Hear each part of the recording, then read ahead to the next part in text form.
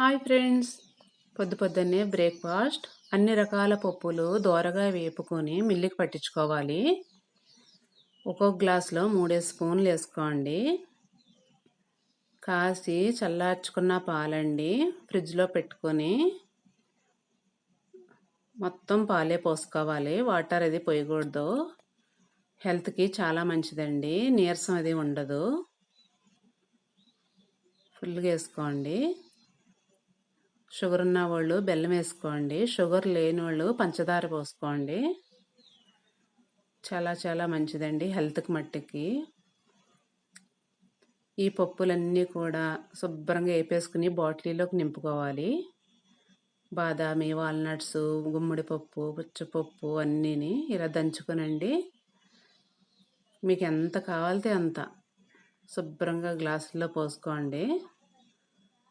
ఆ జ్యూస్ పైన సేమియా ఉప్మా అండి, సూపర్గా ఉంది. క్యారెట్ హెల్త్కి చాలా మంచిది. డ్రై ఫ్రూట్ జ్యూస్ అండి, చాలా చాలా మంచిది.